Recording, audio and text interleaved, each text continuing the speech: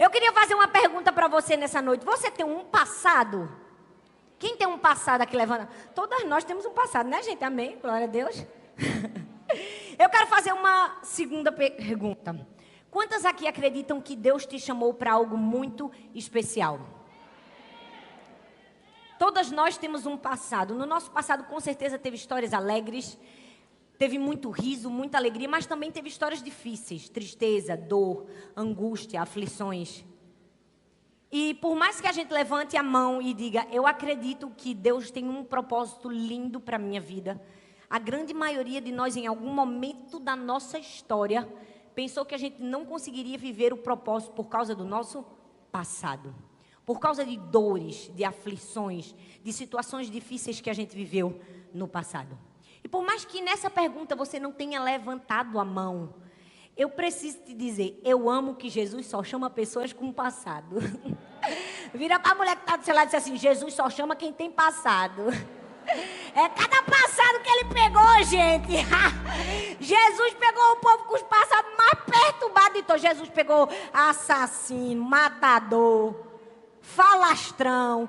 Pegou gente ferido, abusado, doente. Porque Jesus só pega gente que tem um passado. Isso é uma boa notícia para mim e para você. Que Jesus nos vê. Sabe, o maior problema de muitas de nós mulheres é que a gente não sabe lidar com o nosso passado, com aquilo que passou, se é que você me entende. É ou não é, gente? E hoje em dia é gerado um grande problema. Algumas mulheres se identificam por meio do seu passado, por meio da sua dor. Há uma mistura da sua identidade com o seu sofrimento. Muitas mulheres trazem para dentro de si, para a sua identidade, que deveria ser o propósito pelo qual Deus as criou, elas trazem para isso a sua dor. A Bíblia fala em Lucas capítulo 13, versículo 10 ao 17, a história de uma mulher. A história da mulher encurvada. O texto diz que ela tinha um espírito maligno que mantinha ela presa há 18 anos. E eu amo que em um momento da história, Jesus viu essa mulher, Jesus achou ela, chamou ela à frente e disse assim, mulher, tu estás livre. Porque é isso que Deus tem para mim e para você, liberdade. Ele olha aquela mulher encurvada e diz, mulher, tu estás livre. E mais do que isso, ele não somente parou tudo que ele estava fazendo para chamar aquela mulher à frente. Ele não somente viu, ele chamou ela numa área que ela não podia chegar, que era a frente da sinagoga, era uma área destinada completamente a homens, mas ele fez isso e ele a curou. Eu quero chamar a atenção para você de 3 coisas nesse texto. Primeiro, Jesus viu aquela mulher, e eu amo que Jesus sempre nos acha. Jesus já achou você hoje aí? Porque já me achou, já me pegou aqui. Pegou vocês? Jesus viu aquela mulher, mas ele viu aquela mulher, mesmo ela estando num lugar de difícil visibilidade. Porque as mulheres não sentavam nas primeiras cadeiras. As mulheres só eram permitidas o fim da sinagoga. E eu amo que mesmo sentado lá atrás, Jesus viu aquela mulher. Deixa eu te dizer, para com essa desculpa, porque eu estou sentada atrás, porque Deus vê fulano, não vê ciclano. Jesus está aqui na sinagoga hoje e ele te vê. Jesus viu aquela mulher. E não somente viu, ele parou tudo o que ele estava fazendo para libertar aquela mulher. Mas ela tinha uma identidade completamente distorcida.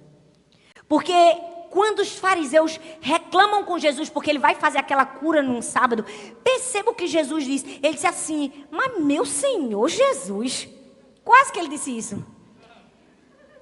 As pessoas não estão percebendo que essa filha de Abraão, muito mais importante ela ser liberta do que ser num sábado. Você percebe que Jesus disse que ela era filha de Abraão. Ela era filha de Abraão. Ela tinha uma identidade, mas ela não conseguia viver na sua plenitude. Por quê? Porque ela tinha uma imagem distorcida. Ela era conhecida pela sua dor. Você sabe como era o nome dela? Você sabe como era o nome dela? Não sabe. Porque ela é conhecida pela sua dor. Ela era a mulher encurvada. Deus trouxe a mim e a você hoje aqui para te dizer, você não pode ser conhecida pela sua dor. Você tem um nome. Você tem um nome. Sua dor não é a sua identidade, é o tema da mensagem. Vira para a mulher que está do seu lado e diga assim: sua dor não é a sua identidade. Eu amo que mesmo aquela mulher sendo filha de Abraão, ela tinha uma identidade distorcida para mostrar para mim e para você que não tem isso não. Você pode ter entregue sua vida a Jesus, você pode ser crente, num sapatinho de fogo e por ciclo de oração. Você pode ter uma imagem distorcida de quem você é. Mas Jesus está aqui para enxergar a gente no meio da sinagoga e não somente enxergar para nos libertar, amém? A Bíblia tem muitas histórias. A história da mulher encurvada era uma mulher que era conhecida pela sua dor. Mas a Bíblia também conta a história de uma mulher que não ficou conhecida pela sua dor. Quem foi? Tamar. A Bíblia conta em 2 Samuel, no capítulo 13, e do verso 14 ao verso 17, a história dela. Uma história terrível, uma história de abuso, de aflição. Uma história onde, depois de ser abusada pelo próprio irmão, ela é esquecida, negligenciada. Mas eu amo que o nome dela, o nome Tamar, significa palmeira. A palmeira é um tipo de planta sobrevivente. Gente, é muito sério isso. Olha a história de Tamar. O nome dela significa palmeira, que é uma planta sobrevivente. A palmeira é uma planta que vive no verão, no inverno. Quando as folhas de todas as outras plantas caem, a dela permanece firme. Está no inverno, a folhinha está lá. Está no verão, a folhinha está lá. Porque ela é uma sobrevivente. E deixa eu te dizer, eu e você também somos sobreviventes. Somos ou não somos? Nós precisamos entender como o Tamar, que a dor pode nos acontecer, mas ela não é quem nós somos. A dor pode acontecer a você, mas ela não é a sua dor. Você pode estar sofrendo uma dor, mas você não pode ser identificada pela sua dor. Você não pode ser uma mulher encurvada. Você precisa ser uma sobrevivente. Você precisa ser uma palmeira. Sabe, a vida talvez te fez passar por circunstâncias difíceis. Sua folha não murcha. Sua folha está firme. No verão, está firme. No inverno, está firme. Por quê? Porque você não pode ser conhecido pela sua dor. Seu passado não diz a sua identidade. Então, enquanto a mulher encurvada era conhecida pela dor, Tamar era uma palmeira. Mas não somente no passado, a Bíblia fala de Paulo e Silas, que no meio do seu presente viveram uma dor. No meio de uma prisão, Atos 16, do 25 ao 26, diz assim: por volta da meia-noite, Paulo e Silas estavam orando e cantando hinos a Deus.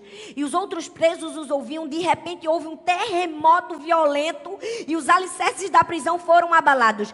E imediatamente todas as portas se abriram e as correntes, está tudo se encaixando aqui, ó, de todos se soltaram.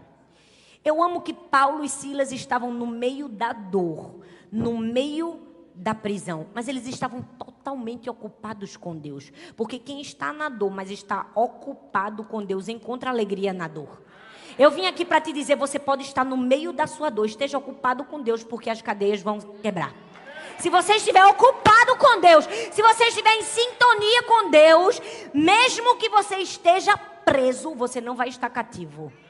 Deus te trouxe aqui para te dizer, você pode até estar preso, alguém te prendeu. Por um momento você está vivendo um momento de prisão, porque a gente vive um momento de prisão. Eu já vivi vários, mas você não está cativo não. Meu Deus, você não está cativa não. Você consegue entender o que eu estou te dizendo? Você não pode ser conhecida pela sua dor. Essa é só uma introdução para dizer que na Bíblia está repleto de histórias de pessoas que não eram conhecidas pelo seu nome, mas pela sua dor. Também tem muitas histórias de pessoas que foram conhecidas pela sua superação, pela vitória, pelo seu nome, apesar da dor. E também tem histórias que mesmo no presente da dor fizeram Deus conhecidos. Mas hoje eu não vou falar nem da mulher encurvada, nem de Tamar, nem de Paulo e Silas. Eu quero falar a história de um homem que me marcou literalmente. Porque o meu primeiro esboço de sermão pregado no seminário foi sobre ele. Foi um desastre. Foi terrível.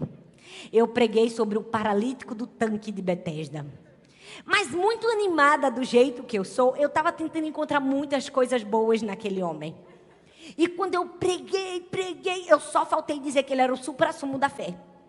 Fiz várias aplicações. Meu professor de homilética olhando para mim, o de hermenêutica do lado, disse: Thalita, você foi muito legal com esse homem.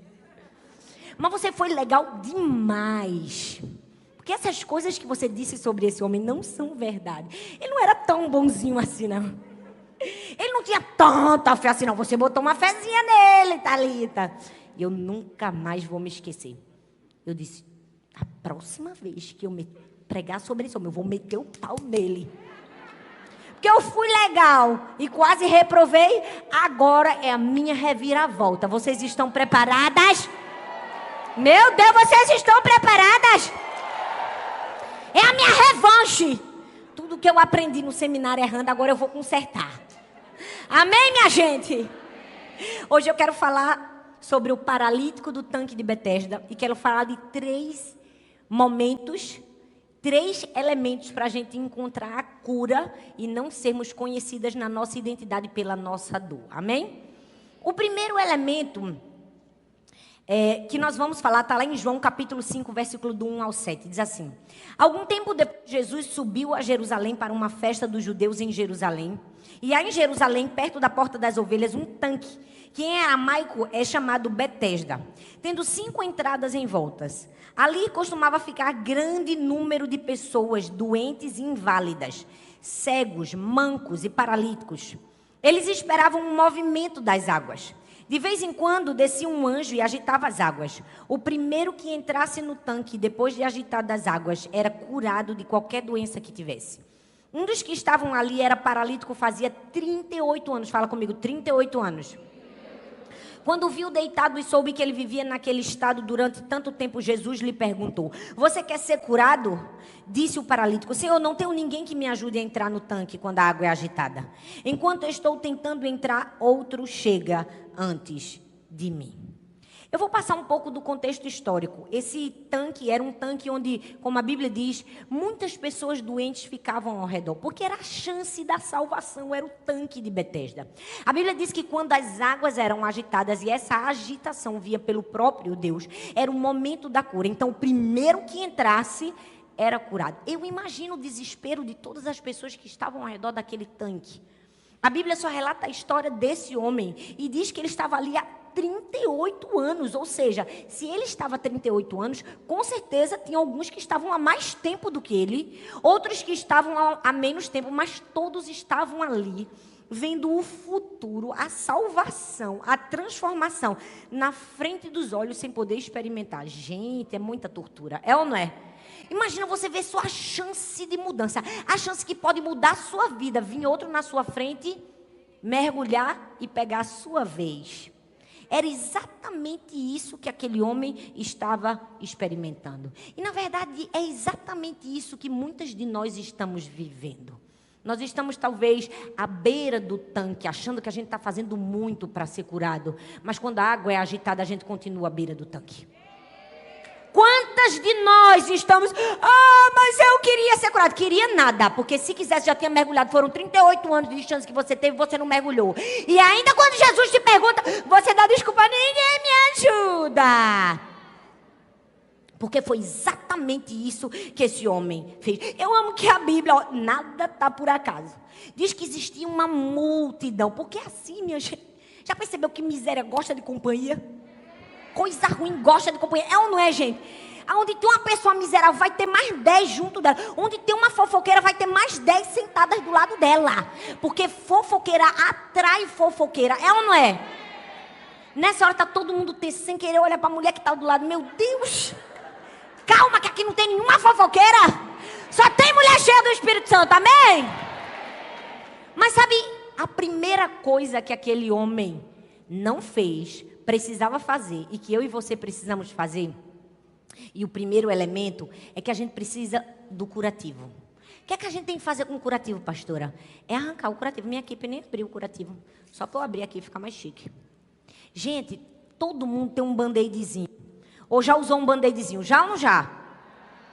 E já percebeu que os band-aids são sempre pequenos? Só nos Estados Unidos que a gente acha aqueles grandes? É ou não é, gente? Na vida da gente é assim. Às vezes a gente está com um band-aid bem pequenininho em cima de uma ferida gigantesca. E a gente só vai receber a cura quando a gente tirar o band-aid e permitir Deus curar. Era isso que esse homem precisava fazer, e é por isso que eu estou aqui para te falar desse curativo. Será que você consegue reconhecer aquele que te cura e arrancar o band-aid na hora?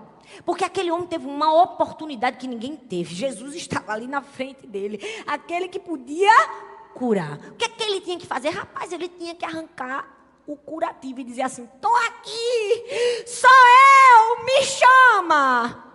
Mas a gente vai ver que não foi bem isso que ele fez, não. Por quê? Porque, infelizmente, a verdade é que, às vezes, algumas pessoas se encontram com outras só pelas coisas incomuns que elas têm. Só pelos problemas incomuns que elas têm. Elas estão o tempo todo junto umas das outras para atrair o que elas mesmas possuem. Já viu que uma pessoa que tem alguma coisa para reclamar de alguém, ela vai achar outra pessoa que também tem alguma coisa para reclamar dela? É assim que acontece na vida. E talvez você fale tanto do seu problema, tanto do seu problema, tanto da sua dor, tanto do seu sofrimento, que você perdeu a sua identidade. Você já não sabe mais nem qual é o seu nome. Porque a única coisa que você sabe fazer é falar daquilo que lhe aconteceu. Talvez você esteja confundindo a sua identidade com a sua dor. Você está misturando a sua dor com o seu problema. Suas falas foram todas preenchidas pelo que o problema te fez, o que o problema disse a você, como o problema era antes, como ele está maior agora. Nós precisamos entender que a gente não pode confundir o nosso nome com a nossa dor. A Bíblia está recheada de histórias de pessoas que a gente não conhece o nome, mas conhece o problema. Por quê? Porque as pessoas não estão querendo ser transformadas, elas estão querendo ser acariciadas. As pessoas não estão querendo transformação, elas estão querendo ser afirmadas. Cuida. E está aqui no colo, bebê. E esse é um espírito dessa geração. As pessoas não querem ser transformadas, elas querem ser confortadas na sua miséria. Elas querem ser acariciadas.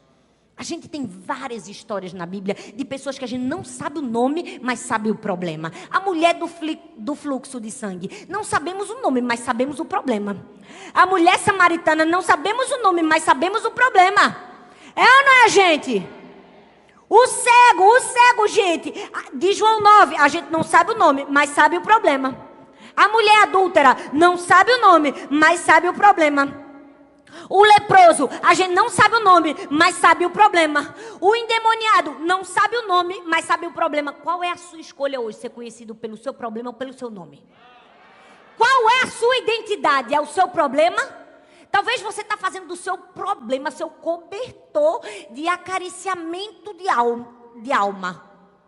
Porque você quer ser conhecido pelo seu problema. Porque, infelizmente, o teu problema tem atraído junto de você pessoas que não estão preocupadas com a sua transformação.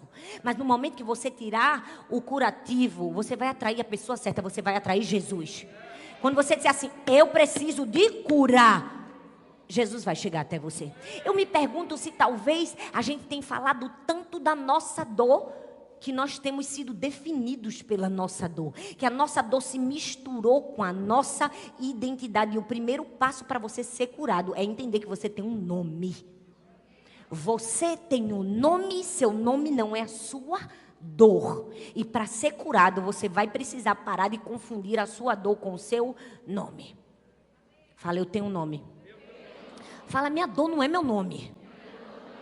Sabe por quê, gente? Porque nesse processo de entendermos que a nossa dor não é o nosso nome, a gente vai ser achado. A gente não vai se perder no meio da multidão. Eu amo que o texto diz que tinha uma multidão. Tinham milhares. Eram muitos aleijados, cegos, coxos, mancos. Eram muitos. Mas eu amo que no meio daquela multidão de doentes, Jesus olha e vê um homem. A minha pergunta para mim e para você é, quando você olha para a multidão, você enxerga Jesus? Porque quando Jesus olha para a multidão, ele olha e enxerga você. Mas às vezes a recíproca não é verdadeira. Quando a gente olha para a multidão, a gente vê a multidão e não consegue enxergar Jesus. Porque, infelizmente, a nossa perspectiva está completamente distorcida. A gente se perdeu no meio da multidão. Você é a multidão ou você é a exceção?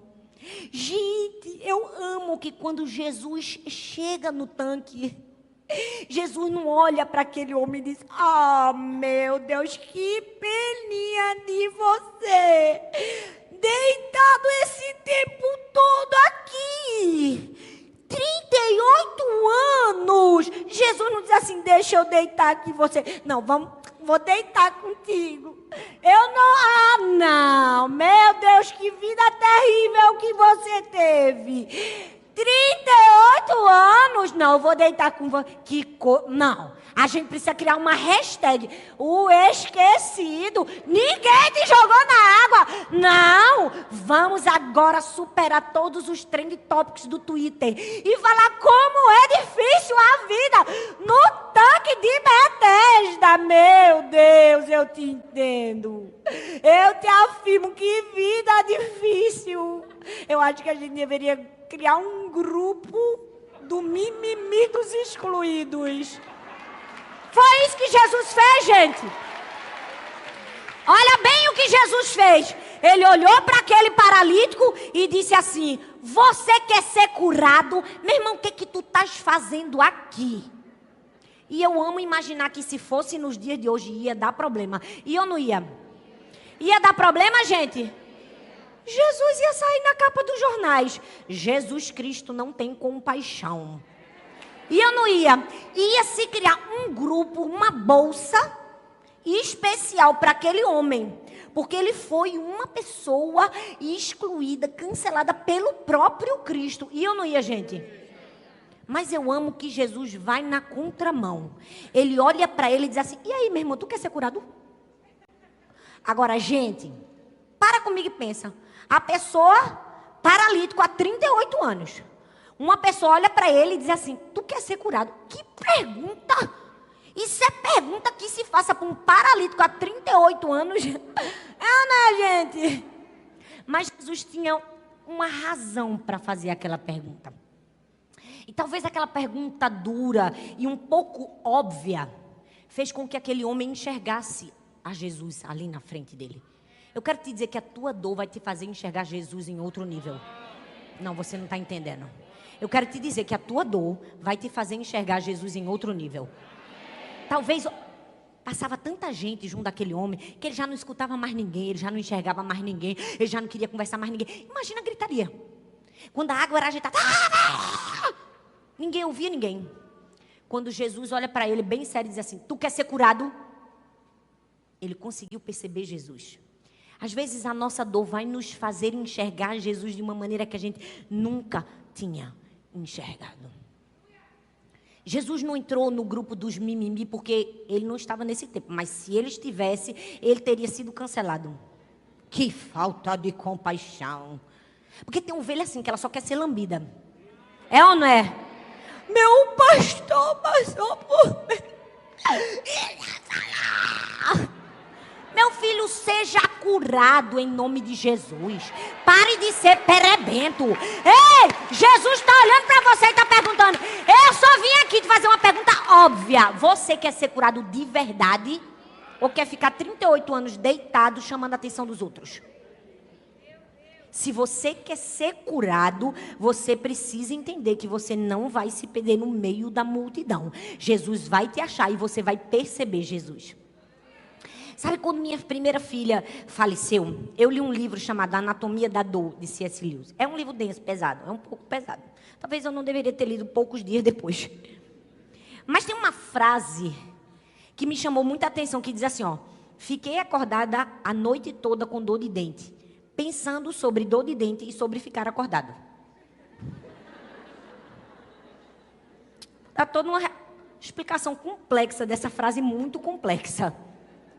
Essa frase fala a verdade de todas nós. Vamos falar a verdade? Vamos abrir o livro? É ou não é? A gente fica com dor de dente, mas a gente sofre mais. Não é da dor de dente.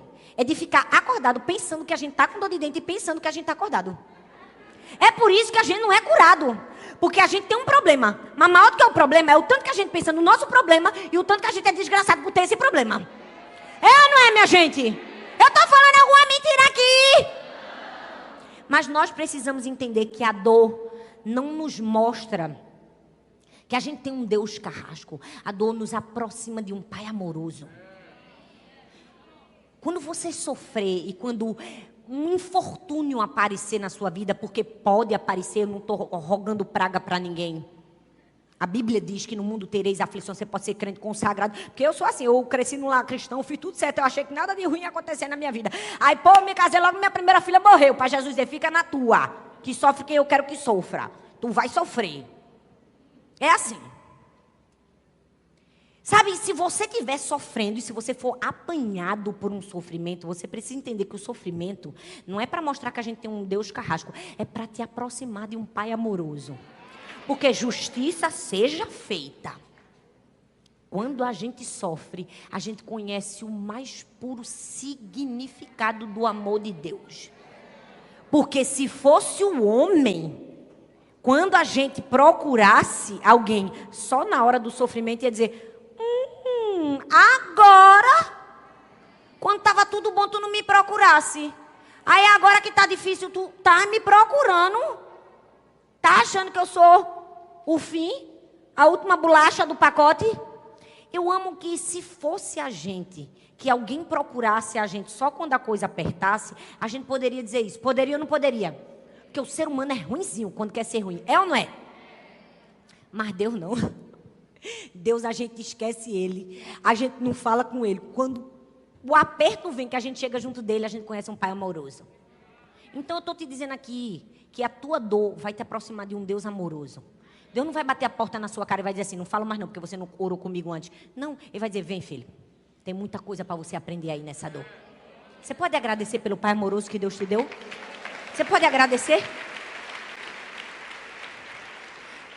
E aí o texto diz que Jesus disse assim, então Jesus lhe disse, levante-se, pegue a sua maca e ande. Imediatamente o homem ficou curado, pegou a maca e começou a andar. Aqui nesse texto tem 3 personagens principais da história. A pessoa, o problema e a solução. E eu preciso te dizer que Jesus dá 3 direcionamentos para aquele homem. Porque a cura, minha gente, de Deus na minha vida e na sua vida não é um conselho. A cura é uma ordem. Deus está ordenando que você seja curado. Para de ficar assim, eu vou ver, tá, Deus, se eu quero ser curado. Não, é uma ordem. E eu amo que Jesus não perguntou a opinião de ninguém. Ele disse, quem manda aqui sou eu. Você vai levantar, você vai pegar a sua maca e você vai andar. Você vai fazer 3 coisas. Nessas horas eu tenho um conforto no meu coração. Porque às vezes a gente dá umas ordens assim, depois a gente fica, meu Deus, como eu fui mandona. Mas Jesus era mandão. Se for pro bem, tá valendo. É ou não é, gente? É não? É. Jesus diz assim, ó, levante, pegue a sua maca e ande. Sabe por quê? Porque quando Jesus der uma ordem para mim e para você, não fica achando que é conselho. Ordem a gente obedece. Cura precisa de ação, não precisa de enrolação. Senhor, quando é que o Senhor vai receber? Mandar a minha cura? Não, filha, a cura vem por meio de ação. Se alguém te ensinou o contrário, eu queria te dizer que te ensinou errado. Porque eu creio que Deus pode fazer qualquer coisa. Pode, Deus pode curar sem você fazer nada. Tá aqui, ó, Jesus pegou você por cura. Porque com Deus nada é impossível. Mas a cura geralmente se estabelece por meio de uma ação. Agora a minha pergunta para mim e para você, há quanto tempo você está procrastinando a sua cura? Se Jesus já está aí na sua frente há muito tempo dizendo assim, levanta, pega o seu leite e anda. Há quanto tempo você está procrastinando? Jesus, sabe o que é? Porque ninguém cuida de mim, ninguém tem pena de mim, ninguém me joga no tanque, eu não aqui deitado. A cura precisa de ação. Mas deixa eu te dizer, não é uma ação humanista, não é uma ação centrada em si mesmo. Eu vou receber minha cura, porque também tem o outro lado da moeda, porque tem gente que acha que se cura por si próprio. É a pessoa que ela se acha tão bom que tudo está dentro dela. Meu filho, tudo que está dentro de você pode ser bom, mas vem tudo por meio de Jesus. Então se conecta a Ele, porque se você não estiver conectado a Ele, não vai dar certo. A cura não vem por meio de você, vem por meio de Jesus. Aquele homem, ele estava reclamando o tempo todo porque ele se apoiava. Ele apoiava a cura em si próprio. Perceba que a gente também falou da mulher encurvada. 18 anos, gente. 18 anos encurvada. Você consegue perceber as consequências a longo prazo de alguém que não quer ser curado? Eu vou falar de novo para você, porque aí você vai lembrar quantos anos você está nessa. Você consegue perceber as consequências a longo prazo de alguém que não quer ser curado? Uma das primeiras coisas que uma pessoa ferida faz, que quer curar, diferente do que ela deveria fazer, que é arrancar o band-aid e deixar Jesus curar, é que ela tenta encontrar cura nas pessoas. Ela usa pessoas como um narcótico. Eu quero ser curada, minha cura está em fulano. Já percebeu? Que tem gente que procura a cura em si mesmo, procura a cura nas outras pessoas. E às vezes a gente tem um erro mais grave ainda, que é aumentar o primeiro erro. A gente sobe a expectativa da cura na próxima pessoa, e aí o que é que acontece? Vira um vício num relacionamento obsessivo. Vocês sabem que eu falei sobre isso aqui no último culto de mulheres. Eu falei sobre Lia. E o tanto que ela colocou todas as expectativas de identidade, de aceitação e de amor dela em Jacó. E foi desastroso, porque à medida que ela tinha um filho, Simeão, aí ela ia tendo um filho, assim, esse é o filho da minha aflição, agora meu marido vai me ver. Esse é o filho da minha dor, agora meu marido vai me amar. Não, agora meu marido vai se unir a mim. Cada filho que ela tinha, ela ia botando, porque ela tinha criado um ídolo no seu coração. O ídolo era Jacó. O vazio, a rejeição levou ela a excessos. Criou um ídolo no seu coração. Ela precisou ter 3 filhos, o marido não olhar para a cara dela, ela ter um encontro com Deus, o Iavé, para ela reconhecer que o verdadeiro amor da vida dela era Deus. Aí ela tem um filho e diz assim: dessa vez eu louvarei, porque agora o ídolo do meu coração não é mais meu marido, é Deus. Eu preciso te dizer que tentar a cura em si mesmo ou em outras pessoas não vai te dar resultados. Não vai te dar. O texto diz assim, aquela mulher encurvada tinha um espírito de enfermidade, já havia 18 anos, e andava encurvada e não podia de modo algum se endireitar. Se o texto diz que ela não podia de modo algum se endireitar, foi porque ela tentou. Foi ou não foi? Claro! Eu imagino inúmeras vezes que aquela mulher tentou se curar por si próprio, mas não conseguiu. Você já viu que tem gente que é assim? Ela ajuda todo mundo. Ela dá a mão para todo mundo encontrar a cura, só ela que não encontra a cura dela? É ou não é, gente? Eu preciso dizer, é muito bonito se sacrificar pelos outros, mas não despreze a si mesmo. Arranca o band-aid, olha para você, perceba que você está doente e diga: Deus, me cura. Esse é o primeiro passo para a cura. É tirar o band-aid, está colado. A ferida está grande aqui embaixo, está feio o negócio, está até fedendo. Mas eu vou tirar e dizer assim: Senhor, eu reconheço que o Senhor pode me curar, estou aberto para a cura. Segundo passo, quem quer ir para o segundo? O segundo elemento é a cadeira de balanço e vocês vão entender por quê. A minha pergunta é, você está disposto a acabar com as desculpas? A Bíblia diz em João 5:7, diz assim: disse o paralítico: Senhor, não tenho ninguém que me ajude. Foi a ladainha dele. Que me ajude a entrar no tanque quando a água é agitada. Enquanto eu estou tentando entrar, outro chega antes de mim. Eu confesso a vocês que há muitos anos atrás eu tinha muita pena dele. Eu dizia: gente, coitado. Por isso que ele não é curado. Ninguém ajudou ele. Que bando de povo ruim. Mas na verdade, quando você faz uma boa exegese, que era o que eu não tinha feito, porque há muitos anos eu era apenas um estudante, você percebe que aquele homem estava completamente acomodado, afagado na sua dor. Sabe, por um tempo, eu me deixei ser afagada pela minha dor. Sabe aqueles momentos em que a gente não aceita a responsabilidade da cura? A gente foi ferido, a gente está ferido, aí a gente escolhe o segundo elemento, que é a cadeira de balança. A gente escolhe sentar e chorar. E se tem uma coisa que mulher sabe fazer é chorar. É ou não é, gente? É não, minha gente? A gente chora muito bem. Chora ou não chora? Você já percebeu como é uma cadeira de balanço? A gente faz uma força. Eu estou fazendo uma força especial aqui nessa, para ir para frente e para trás. Faz ou não faz? Mas não sai do lugar. Sai? Sai, gente. A gente não sai do lugar e a gente fica se ninando. Meu Deus. Eu sabia que a irmã fulana gosta de todo mundo, só não gosta de mim. Porque minha sogra faz isso comigo, Deus. É, né, gente? Logo eu que sou tão boa. Meu Deus, como eu sou tão boa. É, né, gente? A gente faz uma choradeira, a gente se nina. Nina e ô Nina. Quem é esse Nina? Quem aí antes de dormir fica imaginando todo o discurso que quando você tiver coragem você vai dizer para aquela pessoa que você nunca disse aquele discurso, e graças a Deus que você nunca disse, que você só ensaiou, foi ou não foi? Pensa numa pessoa que ensaiou o discurso. Meu irmão, eu podia entrar na Globo sem fazer escola. Porque pensa numa pessoa que ensaiou o discurso. Eu ensaiava o discurso da minha dor, disse num dia.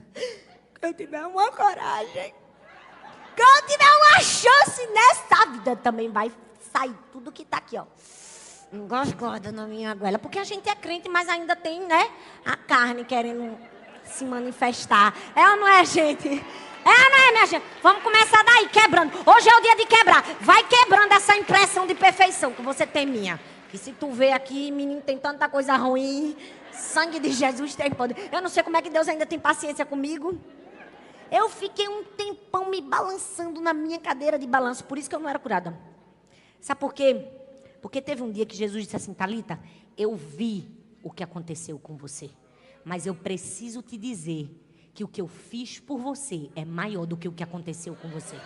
No dia que você enxergar o sacrifício de Jesus na cruz do Calvário como algo maior do que o que você sofreu, você vai ser curado.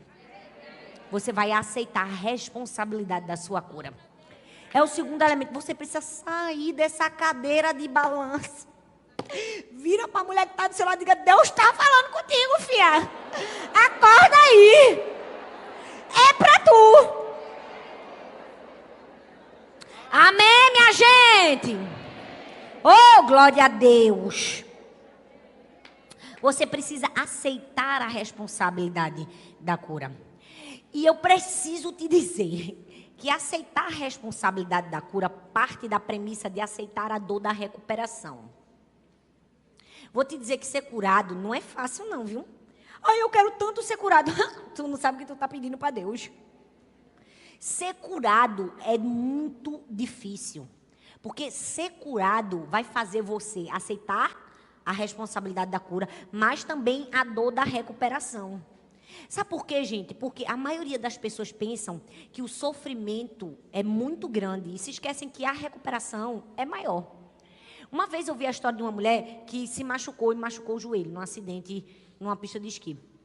O médico chegou para ela e disse assim, olha, seu joelho machucou, mas se você fizer o tratamento certinho, ele vai ficar tão bom que é capaz dele ficar melhor do que o outro que não machucou. Mas só que você tem que passar pelo processo da cura, entendeu? O processo da cura pode fazer você ficar melhor, mas também pode não ficar. Eu preciso te dizer que o processo da cura é algo que você aceita e trabalha através dele. Sabe por quê? Porque o sangue de Jesus, ele não dá amnésia na gente. Era tão bom que desse, não era, gente? Eu queria esquecer de tanta coisa na minha vida. Pensa se tivesse um botão que fizesse assim, pum! Não. Jesus não dá amnésia pra gente, mas o sangue de Jesus não oferece amnésia, mas oferece a cura. Então você vai lembrar, pode lembrar, mas você precisa mais do que a amnésia, você precisa da cura. Você tem que abraçar a dor da recuperação. E isso só vem quando você se levanta da cadeira de balanço. Sabe por quê? Porque por mais doloroso que seja trabalhar nossa dor, nossos traumas, essa é a estrada que pavimenta a nossa identidade. É quando a gente começa a aceitar e trabalha junto com Deus. Aí a gente aceita que Deus tem um futuro novo, independente do nosso passado. A gente entende que Deus tem algo maior. Sabe, o texto diz que aquele homem Deus tinha um futuro para aquele homem, ele só não estava enxergando. Muitas pessoas talvez não estão vivendo o futuro porque elas estão presas ao passado, ao pai que abandonou. O camarada já morreu faz 20 anos, mas ela ainda está presa na dor de um camarada que morreu há 20 anos. Está preso na dor de um ex-marido. É ou não é, gente? Está na presa de um ex-professor, de uma amiga, de uma vizinha que teve. A mesma coisa que aquele homem fez. O camarada estava lá deitado. Aí Jesus chega junto do cara. Eu fico imaginando, se Jesus chegasse na minha frente, meu irmão, eu ia dar um abraço nele. Mesmo que eu não tivesse curado, eu ia achar uma doença e dizer, tá aqui, ó, cura. Eu ia achar uma pereba. Com certeza eu ia achar. Aí Jesus vem e faz uma pergunta para ele. Aí o que ele faz? Ele faz uma ladainha. Ele diz assim, porque... Meu irmão, se Jesus te perguntou, você quer ser curado? Diga sim, rapaz. Diga sim. Ele deu 1 milhão de desculpas ao invés de dizer sim, eu quero. Pelo amor de Deus, há 38 anos eu estou esperando por isso. A gente fala mal dele, mas a gente faz a mesma coisa. Jesus chega junto da gente, o que é que você quer? Olha, Deus, é porque... Jesus, tu estás aqui, bora, Jesus. Me cura, bota logo a mão aqui na minha cabeça. Ri. Pode rir. Jesus, tu tá vendo quem tá rindo, Jesus. Porque a gente faz igualzinho contigo. Tá ou não tá? Jesus fala agora só com quem tá rindo. Todos aqueles que Jesus ficou bem na frente, fez 1 trilhão de perguntas, a gente nem enxergou a pergunta. A gente só ficou dando 1 milhão de desculpas. Levanta da sua cadeira de balanço. Para com todas essas desculpas que você tem e aceite a cura. Eu não estou minimizando sua dor. Não estou dizendo que não doeu. Não estou dizendo que você não passou por uma situação difícil. Porque dor e sofrimento é pessoal. É intransferível. Você pode até assim, eu posso imaginar. Não pode. Porque a dor de cada um é de um jeito. E eu tenho certeza que aqui cada pessoa tem uma dor diferente. Uma traição, uma rejeição, uma aflição, um luto, uma perda. Mas eu estou aqui para te dizer que sua dor não é sua identidade. Que você vai ter que reconhecer em Jesus aquele que te cura. E você vai ter que se levantar da sua cadeira de balanço. Você vai ter que pagar o preço pela sua cura. O preço, pastora? Pois é. Você vai ter que aceitar a responsabilidade e trabalhar por ela. Então, faz assim, ó, na mulher que está do lado, para ela não dormir.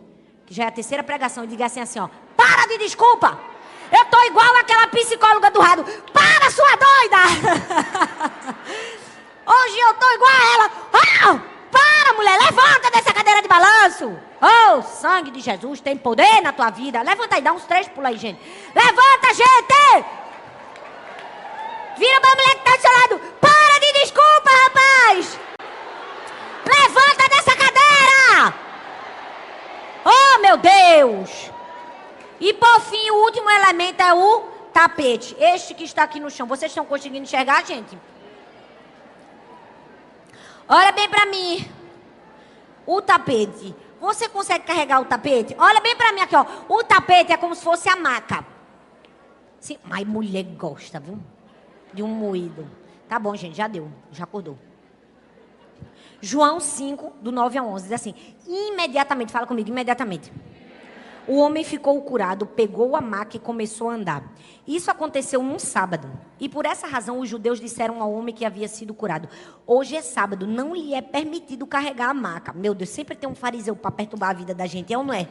Até na hora boa da vida da gente, sempre tem um enviado de Satanás para querer estragar a festa. Tu já percebeu? É ou não é, gente? Aí ele respondeu, o homem que me curou me disse, pegue a sua maca e ande. Jesus disse assim, você tem que pegar a sua maca e sair daqui. Mais um momento que as pessoas falariam que Jesus não tinha compaixão. Como é que vai mandar um aleijado pegar numa maca e andar? É ou não é, minha gente? Mais um momento que Jesus poderia ter sido julgado. E mais um momento que os legalistas apareceram para dizer assim, tá tudo errado. Deixa eu dizer, quando Deus curar você, quando Deus quiser escrever uma nova história na sua vida, não escute os legalistas. Eles vão dizer que você está fora do lugar, eles vão dizer que não era para pegar a maca, eles vão dizer que não era para você ser curado. Eles vão até reclamar do dia que você foi curado. Porque eles vão achar um motivo para reclamar. Porque o fariseu, ele é tão religioso, mas mais do que religioso, ele é invejoso. Então, no dia que Deus chegar até você com sua cura, porque ele vai chegar, não escuta o legalista. Amém, minha gente? Decida levantar e carregar o tapete. Jesus disse assim, meu filho, querido, você não somente vai se levantar, como você vai amarrar este tapete e você vai carregar esse tapete, porque eu estou mandando você carregar esse tapete. Bota o tapete debaixo do sovaco, como diz o nordestino, e ande com esse tapete. Sabe por que eu quero que você ande com esse tapete? Primeiro, eu quero que você nunca se esqueça de onde você saiu. Segundo, eu quero que você nunca se esqueça quem te tirou de lá. Terceiro, eu quero que seja um testemunho para que as pessoas vejam que Deus cura um paralítico. Então, quando Deus mandar você carregar o tapete, minha filha, pule, levante, pegue ele e corra. Amém, minha gente? Sabe por quê? Porque quando ele fizer isso, é porque ele quer que você acesse a novos lugares. Meu Deus, eu tô sentindo um negócio forte aqui. Olha bem para mim. Por que Deus vai mandar você carregar sua maca? Porque ele quer que você acesse a novos lugares. Olha o que a Bíblia diz. João 5:14, a parte A. Mais tarde, Jesus encontrou o homem no templo. Aonde foi que Jesus achou ele, minha gente? Foi no tanque? Foi aonde?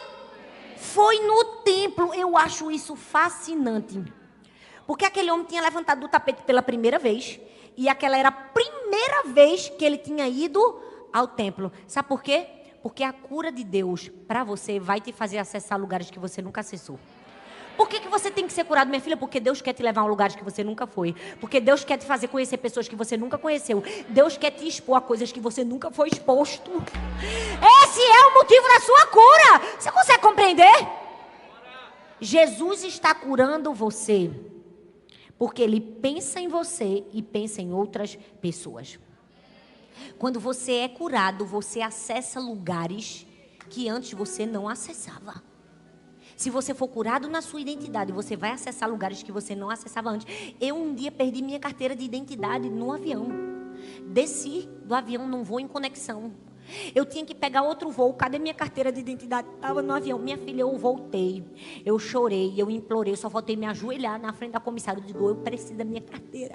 Que eu quero voltar para minha casa. Eu tenho 3 filhas. Eu viajando que só. Por que eu estava desesperada? Porque eu sabia que eu podia chegar com toda a boa vontade do mundo e dizer assim, eu tenho certeza que meu nome é Thalita. Ela ia deixar eu entrar no avião? Ela ia deixar eu entrar no avião? Tem lugares que você só acessa com a sua identidade.